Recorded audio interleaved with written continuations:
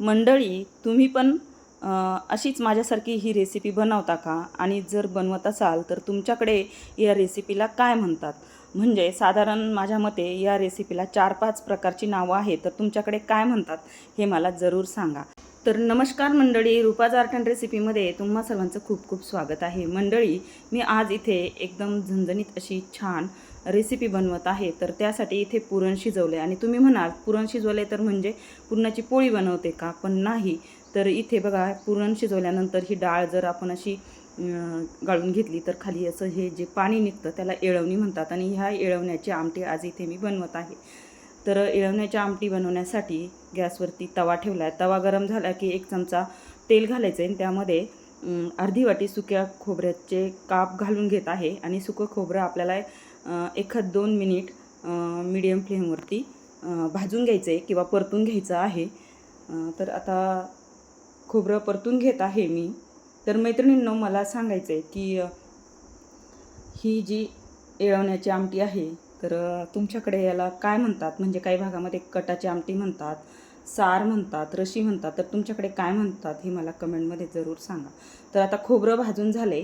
खोबरं भाजून झालं की खोबरं आपल्याला एका ताटामध्ये काढून घ्यायचं आहे, थंड होऊ द्यायचं आहे आणि खोबरं थंड होते तोपर्यंत आपल्याला कांदा भाजून घ्यायचा आहे. तर कांदासुद्धा आता आपल्याला चांगला लालसर रंगावरती भाजून घ्यायचा आहे. तर इथे 2 ते 3 कांदे उभे चिरून घेतलेत आणि कांदा आता इथे मी परतून घेत आहे. कांदा परतवायला पण आपल्याला एखादा चमचाभर तेल घालायचं आहे आणि कांदा तेलामध्ये व्यवस्थित असा मीडियम फ्लेमवरती परतून घ्यायचा आहे. तर मैत्रिणींनो, आपल्या महाराष्ट्रामध्ये बहुतांश सणाला पुरणपोळी बनवली जाते. तर पुरणपोळी बनवल्यावरती ही येळवण्याची किंवा कटाची आमटी ही बनवली जाते. आणि आता तर आंब्याचा सीझन चालू आहे आणि आंब्याचा सीझन म्हटला की आमरस आणि पुरणपोळी ही घरोघर बनवली जाते. म्हणजे गावाकडे तर सर्रास आमरस आणि पुरणपोळी बनवली जाते आणि पुरणपोळीसोबत ही कटाची आमटी, भात, भजी, कुरड्या पापड बनवले जातात. तर तुमच्याकडे पण बनवतात का? तर कांदा आता इथे परतून झालेला आहे. त्यानंतर भरपूर असा लसूण, 1 इंच आलं घालून पुन्हा 1-2 मिनिट कांदा आपल्याला परतून घ्यायचा आहे. कांदा चांगला तांबूस रंगावरती आपल्याला परतून घ्यायचा आहे बघा. तर आता कांदा, लसूण आणि आलं व्यवस्थित असं परतून झालेलं आहे. गॅस बंद करायचा आहे आणि कांदा, लसूण आपल्याला ताटामध्ये काढून घ्यायचा आहे. ज्या ताटामध्ये खोबरं काढलेलं आहे त्याच ताटामध्ये काढून घ्यायचं आहे आणि कांदा आपल्याला व्यवस्थित असा थंड करून घ्यायचा आहे बघा. तर बघा, इथे कांदा आणि खोबरं व्यवस्थित थंड झालेलं आहे.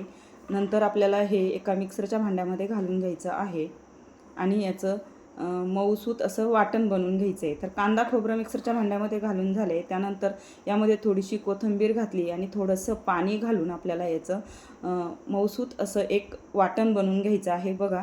अशा पद्धतीने हे वाटण आपल्याला इथे बनवायचं आहे. तर आता वाटण बनवून झाले. त्यानंतर गॅसवरती पुन्हा मी कढई ठेवली आहे.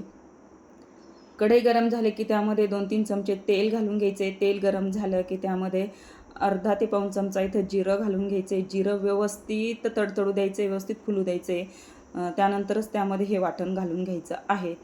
जिरं व्यवस्थित तडतडलं की फोडणी छान बसते आणि भाजीला जिऱ्याचा फ्लेवर छान येतो बरं का. तर आता सर्व वाटण इथे फोडणीमध्ये घालून घेतलेलं आहे. वाटण आपल्याला मीडियम फ्लेमवरती एक 4 ते 5 मिनिट व्यवस्थित परतून घ्यायचं आहे बघा.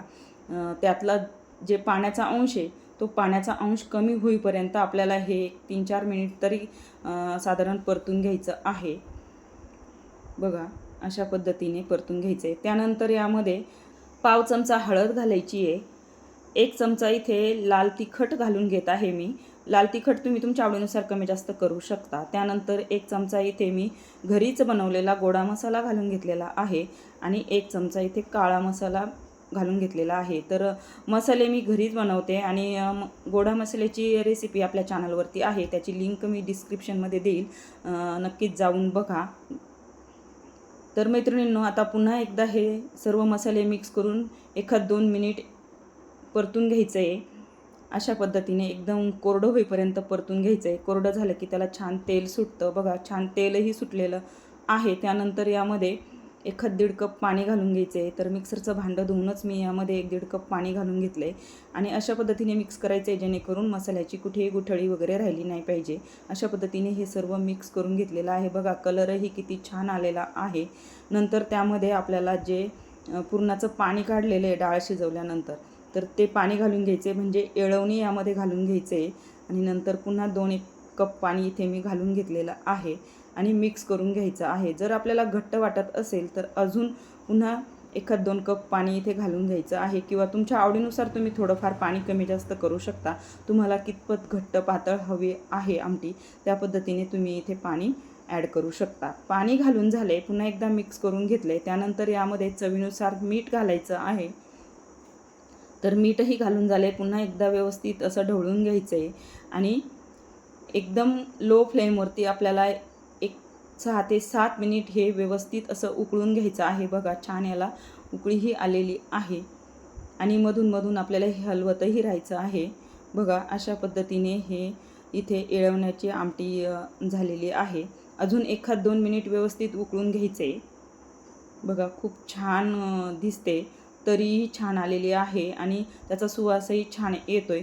तर अशी येळवण्याची आमटी तुमच्याकडे बनवतात का, किंवा ह्याला काय म्हणतात?